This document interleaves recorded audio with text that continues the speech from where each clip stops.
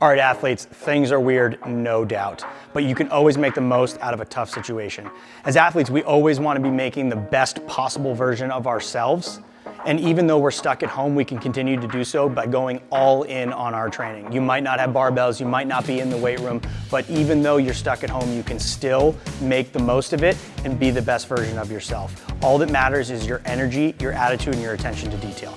Let's go. All right, our first at-home session is gonna be a little bit more strength, hypertrophy, and strength endurance focused. So what we wanna think about is finding some external loaded objects. We'll talk about our different options, but if you have dumbbells at the house, kettlebells, get those out. Get a backpack, a duffel bag, and any sort of weights you might be able to put in there. Even textbooks work just fine. Remember, anything you use, anything you do, it's really good idea to keep track, write it down so that in future weeks, we can add weight whenever appropriate so that we continually overreach week over week. Tomorrow, we're actually gonna take a look at a different session which we focus on speed and power development. Today, again, we're gonna look at more of that weighted environment using what we have at home to maintain some of our strength and size while we're stuck in our houses during this training period.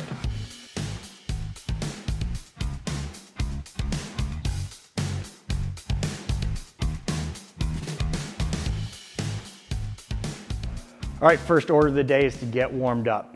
First thing we're going to do is get 2 minutes of any super light cardio in. If you're lucky enough at your own house to have something like a stationary bike, that's a really good option. Otherwise, just go out for a light jog. Jog for a minute, turn around, come back. Some jumping jacks works just as well. Anything that you can do to move light but continuous for a full 2 minutes. Next up, we're gonna continue our warm-up with a little bit of dynamic mobility. We're gonna do the alternating Spider-Man and reach, 8 on each side. That looks like this, where we're going to lunge out, driving the forearm of our lead leg towards the instep of our foot, keeping the full foot firmly in contact with the ground. We can move that leg out if we wanna get a bit more of a stretch. Hold for a second or two, turn and open all the way. And then we are going to switch, alternate to the other side, performing the same exact movement, rotating about the torso, and we're gonna perform that continuously for 8 reps on each side. Then, all right, we're gonna warm up the upper body. We're gonna do a body weight shoulder warm-up circuit. We're gonna look for 15 reps of each of the following movements. The first is your classic shoulder circles, going forward, 15, 15 backwards. Then we're gonna go 15 of hugs, swinging the arms, making sure you're alternating above and below which arm goes where. Next, we're gonna clap above and behind, 15 reps here. And then lastly, think about ripping a piece of paper wide open, squeezing those shoulder blades together, alternating which one goes up, which one goes down, 15 total reps. Lastly, we're gonna continue our warm-up with something like a barbell empty bar complex that we might do in the weight room, but just with body weight. So first we're gonna get 10 reps of a super slow good morning, pushing the hips back, keeping that nice neutral spine, feeling the stretch through the hamstrings, standing tall, getting 10 super slow reps of the good morning. Then we're gonna transition to our standard air squat, making sure that we hit all of our points of performance, keeping those feet firmly in contact with the ground, knees tracking our toes, keeping a nice neutral spine, 10 slow reps of our air squat here. After 10, we're gonna transition up to a push-up. The upper body, same thing applies. Don't mind my funky wrist here. We are going to stack the shoulders over the hands, keeping our hips high, our core engaged, driving down. Shoulders are externally rotated, aka we are an arrow, not a T. Pressing to full extension, 10 reps of a classic push-up.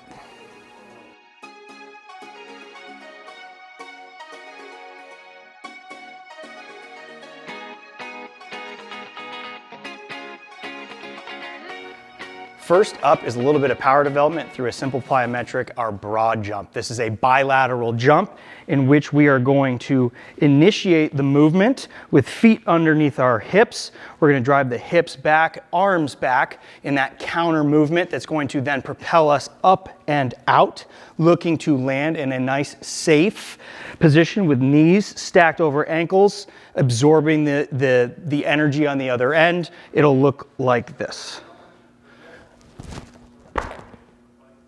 And then you will stand tall, rest well between every rep so that each one of them has your maximum effort behind it. Start easy with those first couple of reps and build up to maximum distance in that 10th, 11th, and 12th rep.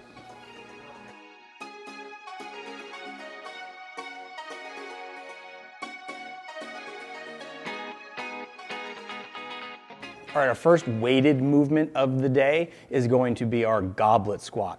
Now, if you're lucky enough to have something like a dumbbell or a kettlebell, that goblet squat is a very easy thing to execute at your house. But if you don't have it, that doesn't mean you can't give the same sort of intensity and stimulus through an external weighted object. You can find something like a med ball if you have it, a rock that looks like this in your backyard, or at the very least, every one of you has a trusty backpack and you can load it up with some of your textbooks or even smaller dumbbells that you might have in your house.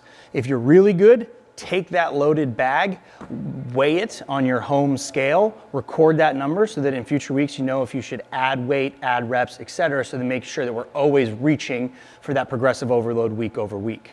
Once we've figured out what we're going to use for a weight, we're going to grab that external object and we're going to hold it in any sort of front rack that we possibly want, either up here or held against the chest. All we want to make sure is that that weight is up against the top of our torso here. And then we are going to perform a perfect, slow, strict squat for 10 total reps. After the first 3 sets of our 10 rep squat, we are going to hit the floor and perform 15 seconds of a glute bridge on each leg, focusing on squeezing the glute, driving the hip to full extension, and driving those shoulder blades into the ground. After 15 seconds, it's a simple switch. Hold for another 15, down, rest for a minute or two, and then we are repeating that 10 and 15, 15. The total is going to be 3 rounds of that glute bridge and 5 sets of 10 of that challenging goblet squat with whatever load you have at hand.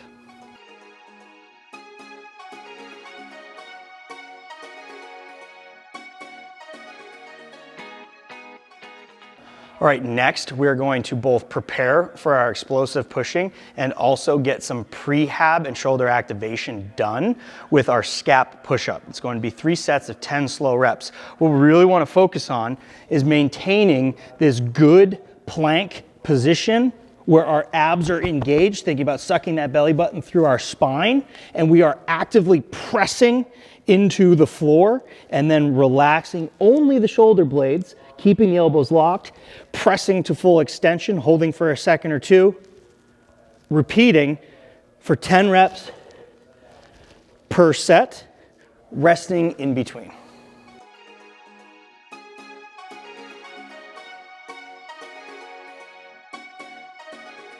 Okay, now we're going to get into some high intensity pressing. Don't have a bench press, not a big deal. If you take these seriously, you can see some serious gains in your body weight and horizontal pressing. What we're looking for here is a souped up version of our standard push-up in which we are going to exert as much force as physically possible on the concentric portion of the lift and literally throw ourselves off the ground. We're looking for 5 sets of 5 singles that look like this. Catching ourselves, resetting, being careful with those wrists,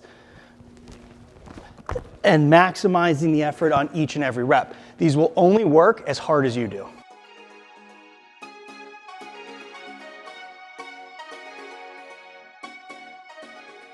All right, next we're going to do some unilateral leg work for both hypertrophy and strength endurance with that same external loaded object that you had for your squats or anything else you might have at the house.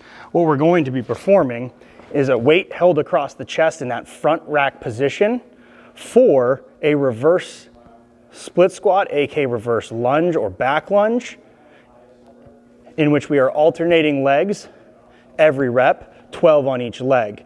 Remember, what we want to make sure is we keep a neutral spine through the duration of the movement, which means we're not hyperextending, nor are we letting the torso fall. We're keeping it nice and neutral, shoulders over hips throughout, and we're also maintaining that good 90-degree angle in the front leg as well as in the bottom leg underneath the hips for all 12 reps each set, resting as needed between sets.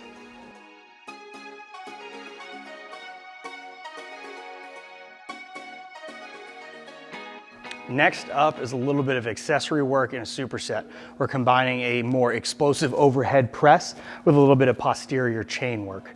So we want to find any loaded object. Obviously dumbbells are ideal, but again, we can use that backpack or anything else we have around the house, finding that nice front rack position, little dip of the hip, keeping that neutral spine. What we're going to do is we're going to snap our hips open while driving the weight overhead. It really doesn't matter what weight we're using. It matters how explosive we are on that concentric portion of the lift. We're looking for 10 very snappy reps. Remember that weight's really not a problem here. We really care about how quickly and how snappy that movement is. Then, along with those 4 sets of 10, we are also going to be performing after each set 6 very slow loaded hip thrusts. Load this thing up with as many bags or books, that you might have. Put your shoulder blades up on maybe the ottoman, the couch, the bed, whatever you might have. And then we're just looking to basically extend the hip into that glute bridge position, squeezing the glutes and hamstrings for a second, and then relaxing. 6 very slow, controlled reps, squeezing at the top. The more weight you can add to this, the better.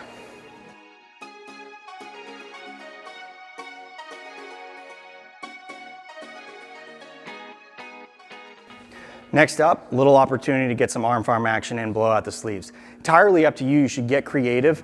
Find a way to get 4 sets of both triceps and biceps done, probably somewhere between 10 and 15 reps each. If you have a backpack, a really easy way is to perform using that hook, a simple, very slow and controlled curl each arm. The actual movement of the bag is going to make the movement more difficult. Then, for triceps, we can transition to that overhead tricep extension using the same weight. If you have dumbbells, go ahead and get any sort of curls or tricep extensions, skull crushers, whatever you might want. The choice is yours. Get after it.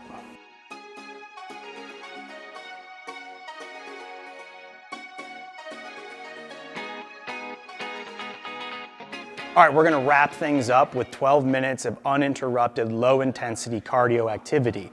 What we're looking for is aerobic activity, something like a brisk walk, a light jog, go out for a bike ride, anything that you can continue for those 12 minutes without stopping, but doesn't place a big strain on your body. It's gonna help spur recovery and also solidify that aerobic base for some of the conditioning and maximal speed work that we're gonna do down the road.